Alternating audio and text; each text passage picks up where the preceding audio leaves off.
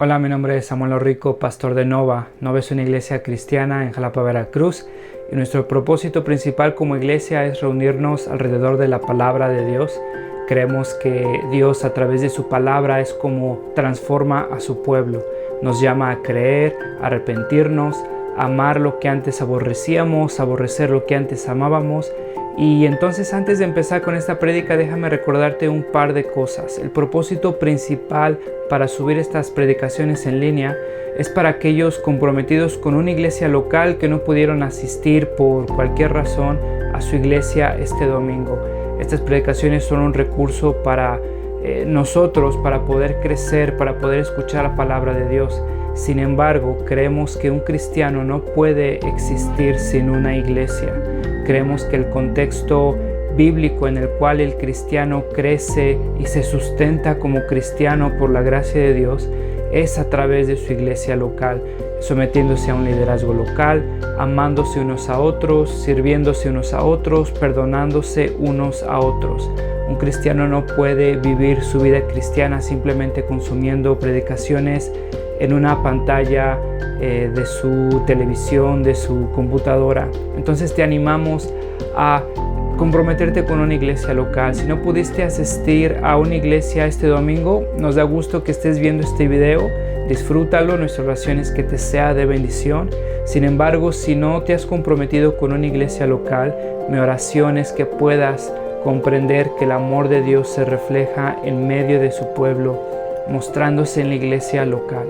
Nuestra oración es que Dios siga transformando nuestro país, que el Evangelio siga siendo proclamado, que la sana doctrina siga expandiéndose en nuestras iglesias y cada vez más cristianos podamos adorar a ese Dios soberano que nos ha mostrado su gracia a través de Cristo a pesar de lo que somos. Me tomaré el tiempo de introducirlos a Éxodo, de recordar cómo es que acaba Éxodo, porque cuando nosotros llegamos a nuestra porción, nos encontramos a Jacob, a su familia que eran 70, y el versículo 5 nos dice que José ya estaba en Egipto.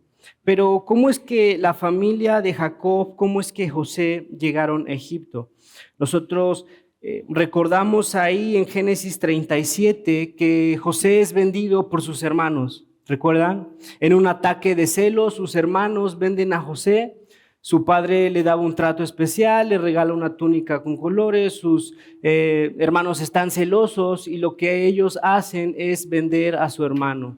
Se deshacen de José, lo venden a una campaña de comerciantes.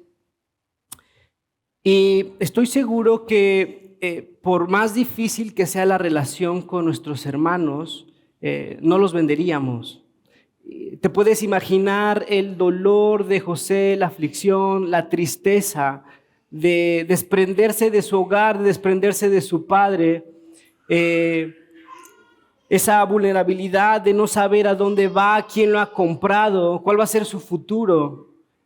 José está siendo vendido por sus hermanos a una campaña de comerciantes, no sabe dónde va a terminar. La Biblia no nos describe el dolor de José, pero podríamos imaginarlo. Mis hermanos, las personas con las que he crecido y ahora me están vendiendo como mercancía, se están deshaciendo de mí. José probablemente escuchó que sus hermanos lo querían matar. El dolor, la aflicción de José al saber que sus hermanos no lo querían y que querían deshacerse de él. La aflicción y el dolor de Jacob al saber que su hijo amado, el más pequeño, había sido devorado, como le habían contado sus hijos, había sido devorado por una bestia salvaje. El dolor de Jacob cuando pudo ver esa manta llena de sangre, esa manta que le había regalado. Capítulo 37, versículo 34 de Génesis nos dice: y Jacob rasgó sus vestiduras y se vistió de luto y por mucho tiempo hizo duelo por su hijo.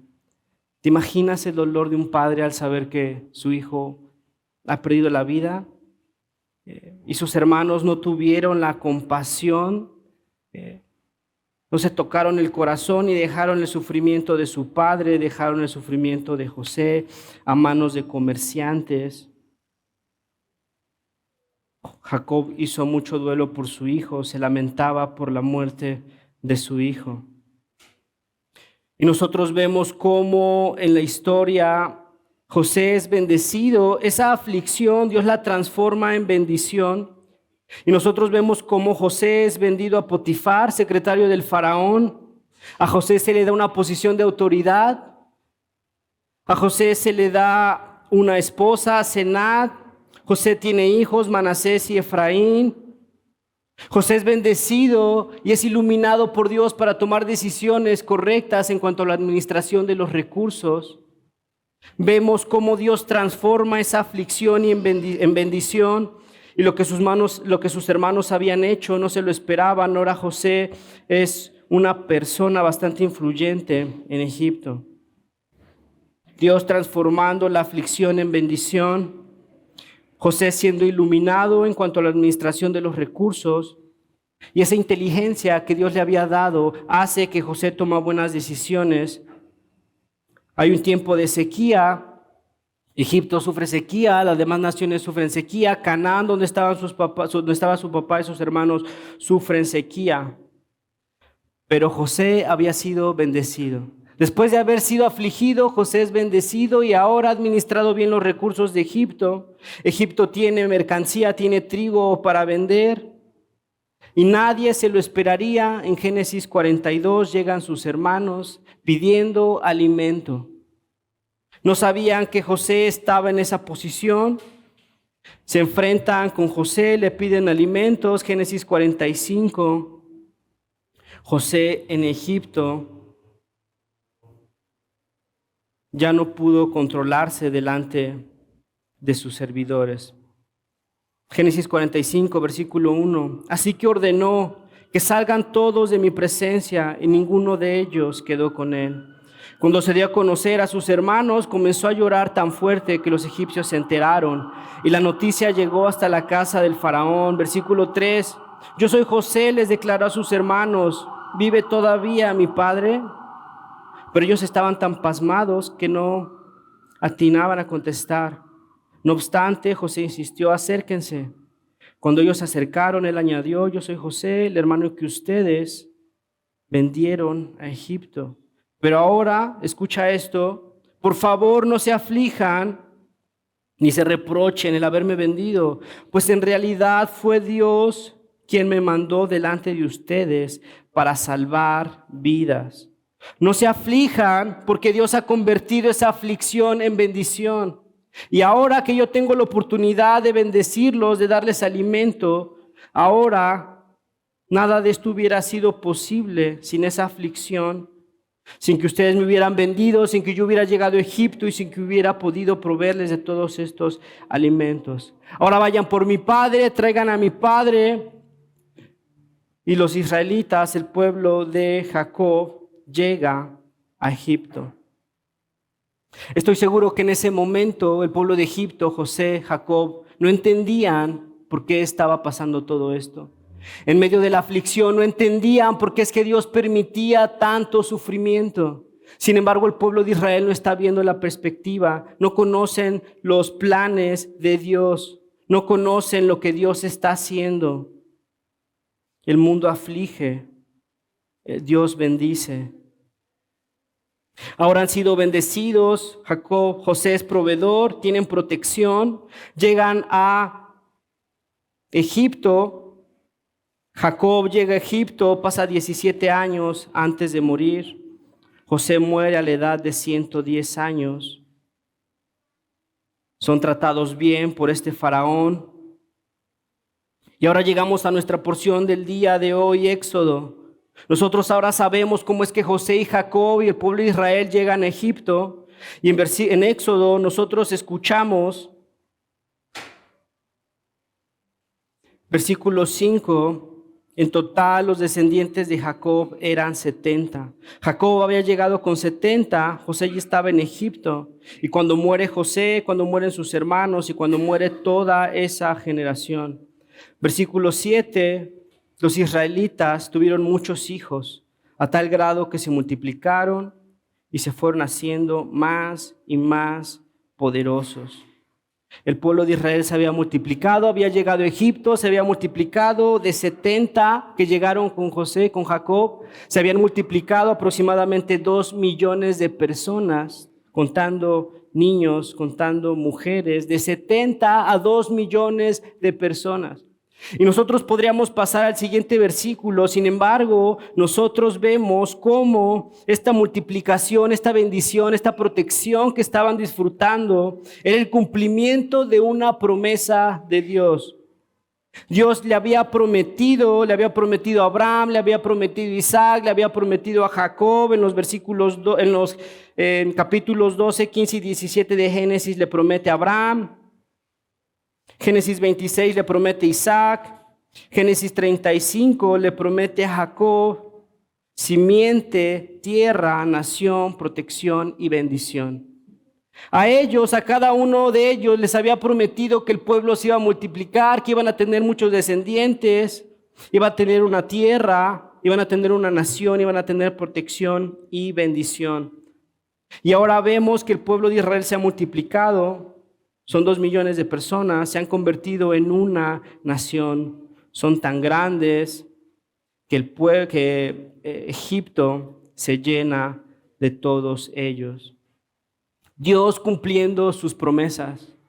No importa la hambruna, no importa el plan de los hermanos, nada de eso puede evitar que Dios cumpla sus promesas. No hay obstáculo, en otras palabras. No importan las circunstancias, no importa la hambruna, no importa la maldad de las personas. Dios cumple sus promesas ante todo pronóstico. El pueblo de Israel multiplicándose, convirtiéndose en una nación. No hay obstáculos, Dios cumpliendo sus promesas, Dios transformando la aflicción en bendición. Sin embargo, nosotros nos encontramos una nueva amenaza. Han superado la hambruna, han superado la maldad de los hermanos y ahora nos encontramos una nueva amenaza en Éxodo 8. Éxodo 1, versículo 8, pero llegó al poder en Egipto otro rey que no había conocido a José. Otra nueva aflicción, otra nueva amenaza, otra nueva situación, tratando de impedir las promesas de Dios, tratando de impedir las bendiciones de Dios. C.S. Lewis, en su libro El problema del dolor, nos dice que la aflicción es un elemento necesario en la redención. La aflicción es un elemento necesario en la redención. Por lo tanto, debemos anticipar que nunca cesará hasta que Dios vea que el mundo está redimido o que ya no es redimible. En otras palabras, en este mundo caído, la aflicción es cosa de tiempo. En este mundo caído, lleno de personas caídas, quebrantadas, inclinadas al pecado, la aflicción es cuestión de tiempo. La aflicción en tu vida te va a llegar tarde o temprano. Es un elemento necesario en la redención, de tal manera que debes de anticipar esto. La aflicción nunca cesará hasta que Dios vea el mundo redimido o que ya no está redimible. Y es así que llega una nueva amenaza, un faraón que no conocía a los israelitas. Tenemos que entender que han pasado 400 años. 400 años, diferentes dinastías han llegado al poder, diferentes faraones, y este faraón después de 400 años no conocía, no tenía, lo único que veía en los israelitas era una amenaza, un pueblo creciendo, un pueblo haciéndose cada vez más fuerte, de tal manera que este faraón, versículo 9, le dijo a su pueblo: cuidado con los israelitas, que ya son muy fuertes y numerosos. Son más fuertes y numerosos que nosotros. Vamos a tener que manejarlos con mucha astucia. Versículo 11. Fue así que los egipcios pusieron capataces para que oprimieran a los israelitas. Ahora los israelitas están siendo oprimidos. Les impusieron trabajos forzados de edificar ciudades como la de Pitón y Ramsés. Una nueva aflicción llega a la vida de los israelitas después de tanto tiempo, después de estar en tierra extranjera, después de haber disfrutado de las comodidades que este faraón le había dado a José, de este trato preferente. Llega un nuevo faraón, que se siente amenazado por ellos, los oprime, los pone a trabajos forzados, quería disminuirlos, quería erradicarlos. Sin embargo, nosotros recordamos que Dios había prometido que iba a multiplicar, que iba a proteger, que les iba a dar una nación, que les iba a dar una tierra. Versículo 12. Pero cuando más los oprimían, más se multiplicaban y se extendían, de modo que los egipcios llegaron a tenerles miedo. Entre más los oprimían, más se multiplicaban, más se fortalecían. Es como un juego de fuercitas entre el mundo y Dios. El mundo oprime y Dios bendice. El mundo oprime, el faraón oprime, los fuerza a trabajos forzados, quiere erradicarlos. Sin embargo, versículo 12, entre más los oprimían, más los multiplicaban, porque Dios ha prometido que iba a bendecir a su pueblo, que iba a multiplicar a su pueblo, que iba a proteger a su pueblo. Y entre más se multiplicaban, más les tenían miedo y más los oprimían. Versículo 14. Les amargaban la vida, obligándolos a hacer mezcla de ladrillos y todas labores del campo. En todos los trabajos, los esclavos que los israelitas realizaban, los egipcios los trataban con crueldad. Aflicción, aflicción, aflicción. El pueblo de Israel se vuelve a encontrar con otro obstáculo. Mientras Dios bendice, el mundo aflige. Y lo que es más, no simplemente les impusieron trabajos de crueldad. En el versículo 15, el faraón ha decretado que a estas nodrizas, versículo 16, cuando ayuden a las hebreas en sus partos, fíjense en el sexo. Si es niño, mátenlos, pero si es niña, déjenlos con vida. Y pareciera que esta vez ya no hay salida. Pareciera que esta vez el faraón vencerá, el faraón va a poder quitarle la vida a toda esa nueva generación. Pareciera que no hay salida.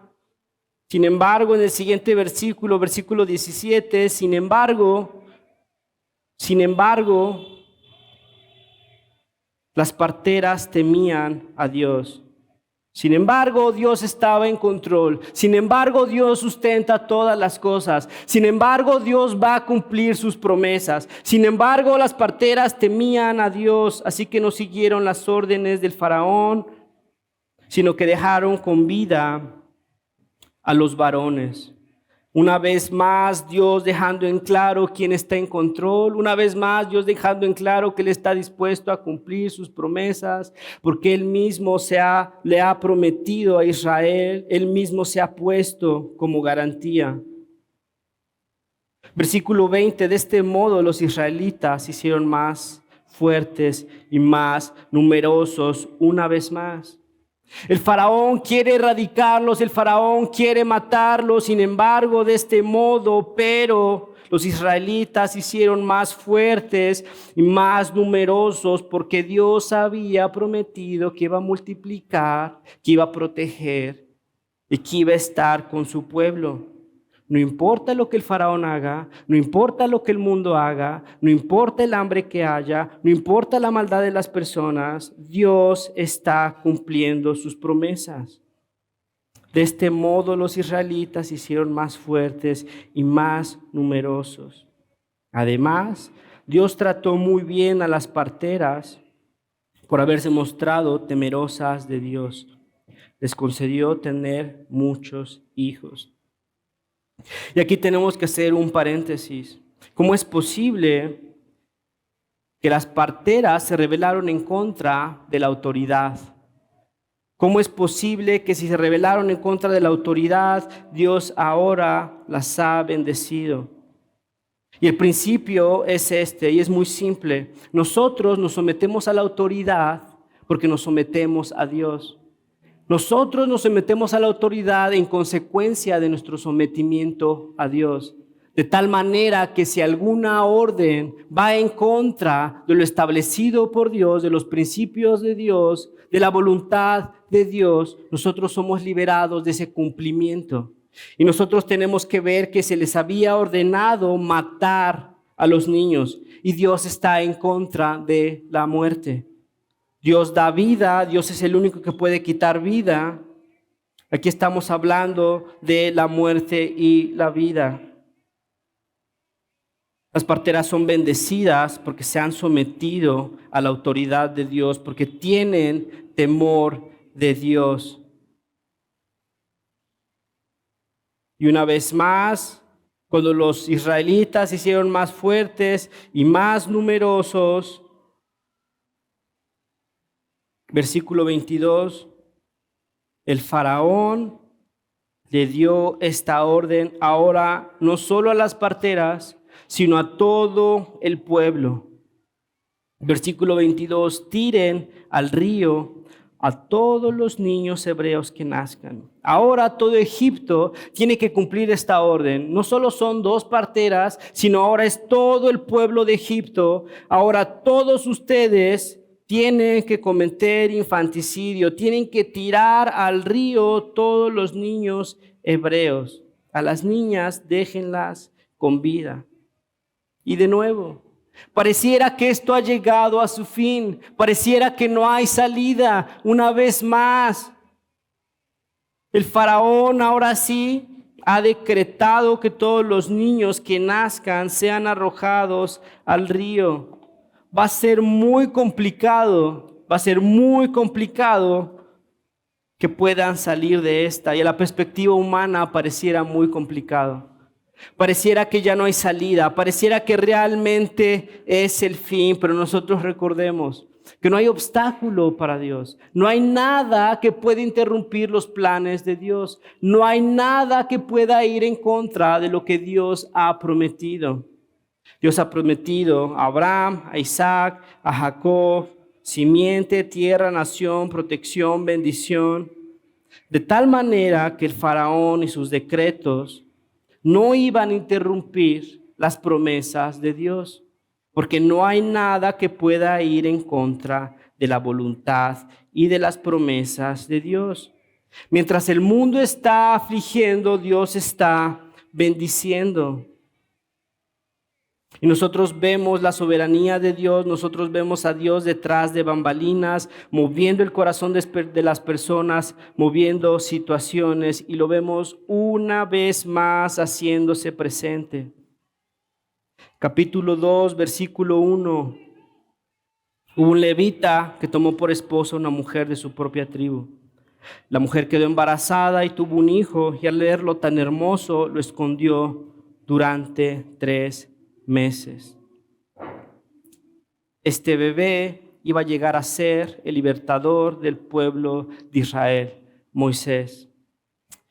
Y se me hace curioso que la Biblia mencione que esta madre, al ver al niño tan hermoso, lo escondió, como si al verlo feo lo hubiera dejado morir. Y nosotros entendemos que eso no puede ser. No es que el niño, por ser hermoso, haya encontrado gracia ante los ojos de su madre. Cuando éramos más pequeños, cuando yo tenía la edad de mis hijos, tenía como 6 años, mi mamá se le ocurrió enseñarnos unas fotografías de nosotros cuando estábamos pequeños. Y mi impresión al conocerme por primera vez de bebé fue como qué feo estaba. Era un bebé recién nacido, era un bebé pequeño, era un bebé, y me acuerdo que digo, qué feo estaba, pero recuerdo que mi mamá lo describía, sus ojos cambiaban, su voz cambiaba, y mi mamá lo describía como un niño hermoso, y nos decía, miren, qué bonitos estaban. Y yo dentro de mí sabía que era un bebé muy feo. Eventualmente, cuando empezamos a crecer, yo me prometí a mí mismo que iba a ser lo suficientemente objetivo para poder decir si mi hijo, cuando naciera, si mis hijos, si Dios me concedía ese privilegio, iba a ser lo suficientemente objetivo para decir, los niños cuando nacen, la realidad es que son niños que están apenas tomando forma, se están inflando, están ahí agarrando forma. Y cuando nacieron mis hijos, la primera vez que pude ver a mi hijo, el más grande y también el más pequeño, los vi y dije, qué bonito bebé. Y cuando lo pensé me di cuenta que la hermosura no es intrínseca al niño. La hermosura no es porque el niño sea agraciado, no. El padre y la madre ven a sus hijos con amor. Independientemente de cómo luzcan, nosotros vemos a nuestros hijos con amor. Y ahora cuando veo a niños pequeños, mi perspectiva ha cambiado. Los veo también bonitos, porque ahora los veo con ojos de padre. Y es bonito pensar en esto porque Dios nos ve a nosotros como hermosos, Dios nos acepta y está dispuesto a hacer lo que está en sus planes y a cumplir sus promesas, no por lo que somos, no por lo que seamos, cómo nos desempeñemos, no por nuestra hermosura, sino a pesar de lo que somos. Y esta madre al ver a su hijo, ese amor es lo que la lleva a verlo tan hermoso. Es conmovida, Dios utiliza el amor y mueve la compasión y ahora lo ve tan hermoso y que lo esconde durante 3 meses.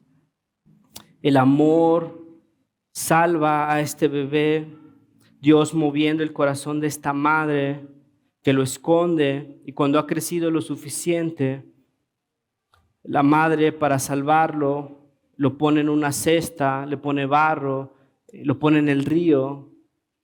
No sabe qué es lo que va a pasar con ese bebé, no sabe quién lo va a encontrar, no tiene la certeza. Ese niño puede quedar atrapado en los juncos, ese niño puede ahogarse, ese niño puede perderse en la inmensidad del río. Sin embargo, la madre lo deja ahí, es movida por amor y de nuevo, una vez más, a pesar de todas las probabilidades, a pesar de todas las estadísticas, una vez más Dios se vuelve a ser presente. Esta cesta, este niño, en el versículo 5, capítulo 2, versículo 5, este niño cuando está en la cesta, la hija del faraón baja a bañarse al Nilo. ¡Qué coincidencia! ¡Qué coincidencia que en ese mismo momento, mientras el niño completamente indefenso es puesto en esa cesta, la hija del faraón baja a bañarse al Nilo. Sus doncellas mientras tanto se paseaban por la orilla del río. De pronto la hija del faraón vio la cesta entre los juncos y ordenó a una de las esclavas que fuera por ella. Cuando la hija del faraón abrió la cesta y vio allí había un niño que lloraba. Y de nuevo, contra toda probabilidad, contra toda lógica, la hija del faraón es conmovida por un niño hebreo, un niño que no pertenecía a su nación. Sin embargo, Dios utiliza esa compasión, ese amor, esa ternura, esa fragilidad de un bebé. Le tiene compasión y exclama, es un niño hebreo. Y sería de esperarse que la hija del faraón estuviera dispuesta a sacrificar a ese niño, a matarlo. Fue lo que dijo su padre. Todos ahora deben de asesinar, deben de tirar al río a los bebés. Sin embargo, la hija del faraón es movida por Dios. Dios hace un milagro de nuevo. Dios detrás de bambalinas, la mano invisible de Dios moviendo el corazón de la hija del faraón. Y date cuenta de todo lo que tiene que suceder. Estaba la hermana de Moisés y cuando la princesa, la hija del faraón, lo encuentra, la hermana llega y le dice, oye, ¿te puedo conseguir a alguien para que cuide a ese niño? ¡Qué coincidencia! Está la madre de Moisés y dice la hija del faraón, perfecto, tráiganla. Y ahora la madre de Moisés tiene el privilegio de cuidar a su propio hijo, de amamantarlo. ¿Ves a Dios presente en todo esto? Dios moviéndose de una manera soberana, controlando y bendiciendo a su pueblo. Cuando su pueblo es afligido, Dios bendice. Cuando el Dios encuentra aflicción, cuando el pueblo encuentra aflicción, Dios provee bendición. Y todo esto tuvo que pasar. Ahora Moisés tiene el privilegio de ser y de crecer en Egipto como el hijo de la hija del faraón como un príncipe. Y ahora Moisés, en el capítulo 2, versículo 11, cuando Moisés era mayor de edad, al ir a ver a sus hermanos, pudo ver cómo vivían, pudo ver sus penurias. Y de pronto vio un egipcio que golpeaba a uno de sus hermanos, es decir, a un hebreo. Versículo 12, miró entonces a uno y a otro lado, y al no ver a nadie, mató al egipcio y lo escondió en la arena. Esto no hubiera sido posible si Moisés no hubiera tenido el privilegio de crecer como príncipe de Egipto. Esto no hubiera sido posible si el pueblo de Israel no hubiera sido afligido. Nada de esto hubiera sido posible si Dios no hubiera permitido la aflicción del pueblo de Israel. Y ahora Dios redimiendo esa aflicción y utilizándola para bendecir al pueblo de Israel. En efecto, versículo 15, cuando el faraón se entera de lo que sucedió, trató de matar a Moisés. De nuevo el pueblo de Israel es afligido y de nuevo pareciera que todo va a acabar aquí. El faraón, el hombre más poderoso, tratando de matar a Moisés. La Biblia no lo describe, pero podríamos imaginar, suponer y deducir el escape de Moisés del faraón. Nada fácil, arriesgado. Sin embargo, Moisés logra escapar de nuevo milagrosamente contra todas las probabilidades. Y ahora se encuentra en Madián, solo, en el desierto, sin nadie que lo conozca, sin alimentos. De nuevo pareciera que es el fin. Sin embargo, de nuevo, nosotros vemos que Dios está presente en cada aflicción. Moisés se encuentra en un pozo en Madián. En ese pozo, en ese preciso momento, llegaron las hijas del sacerdote de Madián. En ese preciso momento llegaron otros sacerdotes y Moisés tuvo la oportunidad de proteger a las hijas del sacerdote. De tal manera que cuando las hijas del sacerdote llegan a su casa, su padre les pregunta por qué han llegado tan temprano. Es que un hombre nos ayudó y pudimos llegar más temprano a casa. Y el sacerdote de Madián le dice, ¿y por qué no traen a casa a ese hombre? ¿Quién es ese hombre? Y es así que Moisés logra encontrar hogar en la casa del sacerdote de Madián. Es así que Moisés logra encontrar una esposa, a Séfora, una de las hijas del sacerdote de Madián. Y es así que Moisés puede tener y puede crecer. Y la bendición se vuelve a confirmar de Dios con un hijo, con Gersón. Una vez más, Dios bendiciendo al pueblo de Israel. Cuando aparentemente no hay salida, cuando aparentemente todo el mundo está colapsando, una vez más Dios se hace presente. Y de una manera milagrosa, en el pozo están las hijas del sacerdote, las defiende, el sacerdote le invita a la casa, lo ha adoptado, tiene un hogar, tiene una esposa, tiene hijos. Sin embargo, Dios no lo quiere ahí. Así como Dios no quiso a los israelitas en Egipto, los israelitas llegaron a Egipto y fueron bendecidos. Sin embargo, Dios no los quería ahí porque no era su promesa. Dios no los había prometido que estuvieran en Egipto. Dios estuvo dispuesto a afligirlos para sacarlos de Egipto. Dios no quiere a Moisés ahí en Madián. C.S. Lewis, en su libro, de nuevo, El problema del dolor, dice: nuestro Padre nos refresca en el camino con agradables posadas, pero no nos animará a confundirlas con el hogar. Nuestro Padre nos bendice y nos refresca con agradables posadas, pero no nos animará a confundirlas en el hogar. En otras palabras, Dios se conmueve y nos bendice, pero no quiere que nos confundamos y que pensemos que la bendición y lo que Dios nos da es aquello que debemos de adorar. Al contrario, Dios nos bendice y hará todo lo posible para evitar que nos confundamos y que pensemos que el propósito principal de Dios es una bendición material. En este caso, Dios está bendiciendo y bendijo a los israelitas al llevarlos a Egipto en un momento de hambruna, pero Dios no quería que estuvieran ahí. Dios bendijo a Moisés y le dio hogar, le dio una esposa y le dio hijos en Madián, pero Dios no quería que Moisés se quedara ahí. Y de nuevo Dios moviendo a su pueblo, moviendo a Moisés y utilizando y redimiendo la aflicción en sus vidas, el maltrato, el infanticidio, la muerte, la aflicción, la tristeza, la soledad de Moisés para hacerle entender cuáles son sus propósitos. El propósito de Dios no era que que Israel se quedara en Egipto. El propósito de Dios no era que Moisés se quedara en Madián.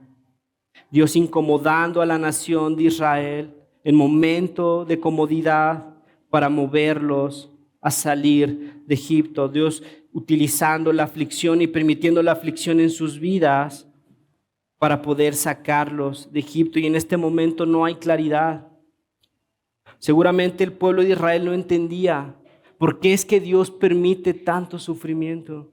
¿Por qué Dios permite que el faraón se levante, nos desconozca y ahora nos ponga a trabajos forzados y estén matando a todos nuestros hijos, que estén muriendo a todos los bebés? Seguramente Moisés no entiende por qué es que está ahora en Madián, en una tierra extraña, que si bien Dios lo ha bendecido, Dios no quiere que se quede ahí. De nuestra perspectiva humana, muchas veces no entendemos la aflicción en nuestras vidas. Sin embargo, nosotros vemos cómo Dios está dispuesto a utilizar esa aflicción para bendecir a su pueblo. Porque si Moisés no hubiera llegado a Madián, nunca Dios se le hubiera aparecido en la zarza ardiente, ¿recuerdas? Porque si Israel nunca hubiera sido afligido de tal manera durante tanto tiempo, en el versículo 23 del capítulo 2, cuando muere el rey de Egipto, cuando muere el faraón, los israelitas seguían lamentando su condición de esclavos. Presta atención. Y clamaban pidiendo ayuda. Después de tantos años de ser afligidos, después de tantos años de sufrir, ahora el pueblo de Israel está clamando, pidiendo ayuda a Dios. Todo lo que tuvo que pasar para que el pueblo de Israel reconociera su fragilidad. Todo lo que tuvo que pasar para que clamara pidiéndole a Dios por salvación. Sus gritos desesperados llegaron a oídos de Dios, quien al oír sus quejas se acordó del pacto que había hecho con Abraham, Isaac y Jacob. Dios les había prometido simiente, tierra, nación, protección, bendición. Y fue así como Dios se fijó en los israelitas y los tomó en cuenta. Después de todo ese tiempo de ser afligidos, después de todas esas lágrimas, el pueblo de Israel está siendo bendecido. Porque el pueblo de Israel ha sido quebrantado y que el pueblo de Israel ha reconocido que su refugio es Dios, que su ayuda es Dios, que todo lo que necesita no es una nación que le dé más alimentos, un faraón que sea más poderoso. Lo único que necesitan es a Dios, y hasta este momento el pueblo de Israel está clamando, está pidiendo ayuda. Todo lo que tuvo que pasar. Ahora, cuando nosotros estamos en medio de aflicciones, en medio de dolor, en medio de pérdida, en medio de sufrimiento, tendemos a olvidarnos de las promesas de Dios. Y nosotros tenemos las Escrituras. El pueblo de Israel no tenía las Escrituras. Nosotros las tenemos. Nosotros entendemos cuáles son las promesas de Dios, cuál es el plan de redención. Nosotros entendemos que no hay nada, absolutamente nada, que pueda evitar el cumplimiento de las promesas de Dios. Absolutamente nada. Y en medio de las aflicciones, en medio de la pérdida, en medio del dolor, en medio de la frustración, nosotros nos atrevemos a preguntarnos, ¿dónde estás? nosotros entendemos que Dios está cumpliendo sus promesas. Dios está permitiendo la aflicción en nuestras vidas para humillarnos, para quebrantarnos, para poder caer de rodillas clamando por su provisión, clamando por su ayuda. Dios lo que quiere es que reconozcamos que Él es lo único que necesitamos y Él es el único que es capaz, contra toda probabilidad, hacer milagros en nuestras vidas. ¿Te das cuenta cómo la aflicción Dios la convierte en bendición? Ahora, la próxima vez que estés afligido, que estés sufriendo y que te preguntes y te atrevas a preguntar ¿dónde está Dios? Dios está presente, Dios está sustentando su creación y Dios está cumpliendo sus promesas. Dios nos ha prometido que Él estaría con nosotros. Dios nos ha prometido que nos daría su Espíritu. Dios nos ha prometido salvación eterna. Dios nos ha prometido santificación. Dios nos ha prometido que nos haría a la imagen de su Hijo. Esas son las promesas que Dios nos ha dado. Lamentablemente nosotros pensamos principalmente que Dios nos ha prometido una bendición económica, bendición material, y cuando nosotros no vemos éxito en nuestras vidas, nosotros nos frustramos porque estamos abrazando promesas que Dios nunca nos prometió. Estamos abrazando promesas que son perecederas. Estamos abrazando cosas que Dios va a estar dispuesto a quitarnos para poder purificar nuestro corazón. Dios no va a dudar en limpiar nuestros corazones de toda esa idolatría y de cada ídolo que nosotros ponemos en nuestro corazón. Éxito, dinero, parejas, amor. Porque Dios está principalmente por nuestra santificación y no está principalmente por nuestra comodidad. La próxima vez que enfrentes aflicciones en tu vida, te animo, hermano, a recordar las promesas de Dios. Tenemos a Dios, Dios está con nosotros, Dios está sustentando y Dios está controlando absolutamente todo. No hay nada que Dios no permita. No hay nada que Dios no utilice para poder bendecir a sus hijos. Y esa bendición, escucha esto, esa bendición significa muchas veces que Dios va a permitir quebrantarnos para que nosotros podamos reconocer de rodillas que Él es lo único que necesitamos. Porque hasta que no reconozcamos que Él es el único que necesitamos, nuestra vida va a estar pasando de ídolo a ídolo, de esperanza a esperanza, efímera, pasajera. Y el mundo nos va a aplastar, el mundo nos va a vender mentiras. Y esas mentiras van a caer como soldaditos de plomo, una tras otra, y Dios lo va a permitir porque nos ama. Dios va a purificar nuestros corazones y Dios va a estar dispuesto a usar la aflicción para poder bendecirnos. Lamentablemente esto muchas veces es necesario en nuestras vidas.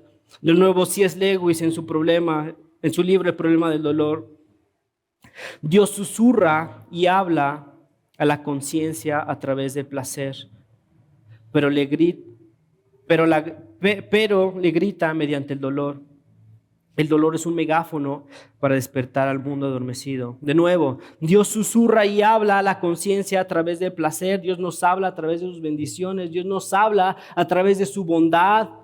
Dios nos habla a través de su provisión.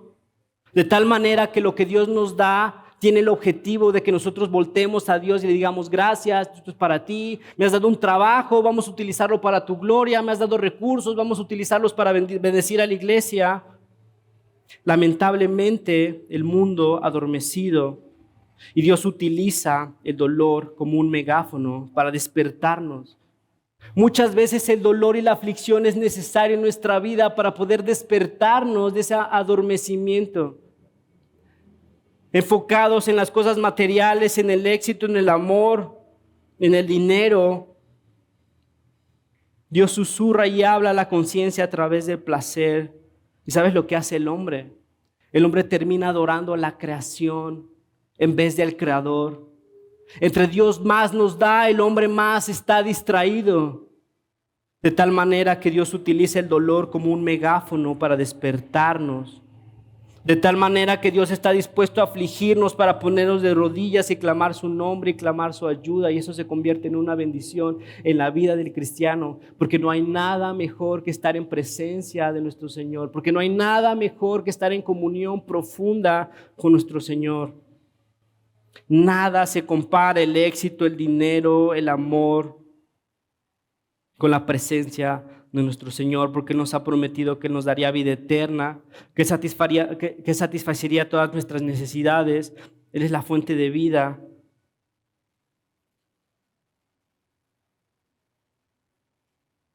Hermano, te animaría a recordar cuando te enfrentes a aflicciones las promesas de Dios.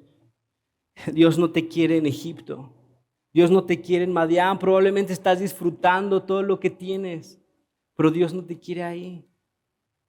Dios quiere purificar tu corazón, de tal manera que la próxima vez que te encuentres en una aflicción, recuerda lo que Dios está haciendo en ti.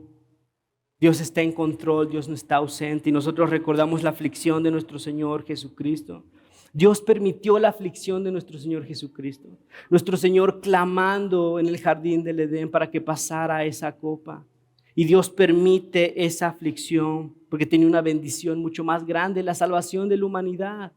Darnos vida eterna a través de la muerte de nuestro Señor Jesucristo. ¿Quiénes somos nosotros para pensar que nos vamos a enfrentar a una vida sin aflicción?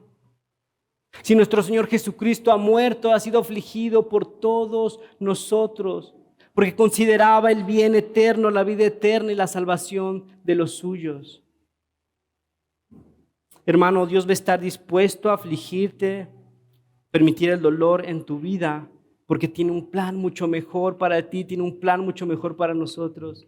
El santificarnos, el acrisolarnos, el mostrarnos que Él es verdaderamente dulce, como decía Thomas Watson.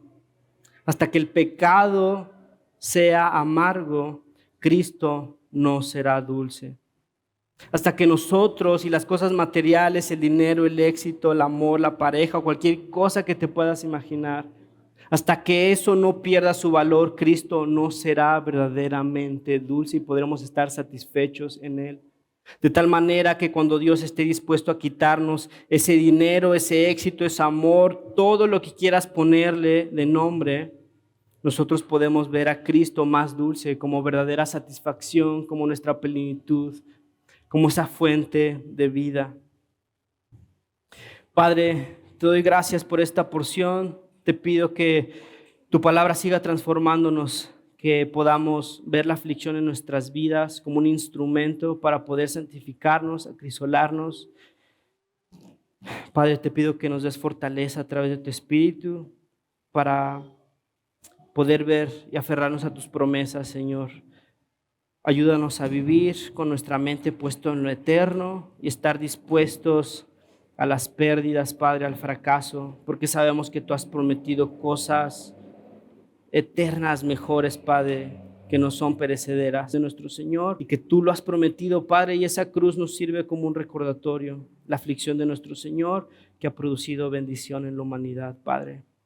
Todo esto te lo pido y te doy gracias en el nombre de Cristo Jesús. Amén.